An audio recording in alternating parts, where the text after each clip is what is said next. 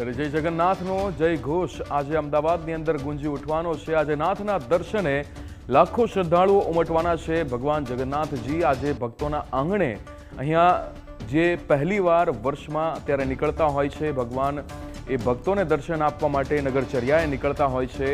અમદાવાદ તૈયાર છે, નગરચર્યાએ નાથ નીકળશે। 7 વાગ્યાથી પ્રસ્થાન થશે, અહીંયા રથયાત્રાનું પ્રસ્થાન થવાનું છે। ત્યારે આસ્થાના મહાસાગરમાં અમદાવાદ આજે ડૂબવાનું છે।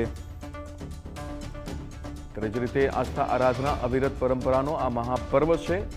ભગવાન જગન્નાથજીની આ ઐતિહાસિક રથયાત્રા 149મી રથયાત્રા આજે સમગ્ર અમદાવાદની અંદર યોજાઈ રહી છે। ત્યારે તમામ લોકો, તમામ ભક્તો જે છે એ આતુરતાથી ભગવાનની રાહ જોઈ રહ્યા છે।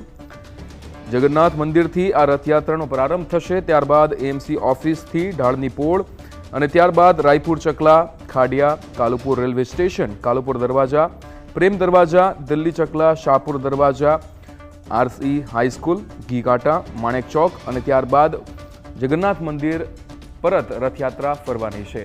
ત્યારે 12 વાગે સરસપુર ખાતે શાહી ભોગ લેવા માટે પણ ત્યાં પહોંચશે અને ત્યારબાદ 1:30 વાગે સરસપુરથી પ્રેમ દરવાજા જશે।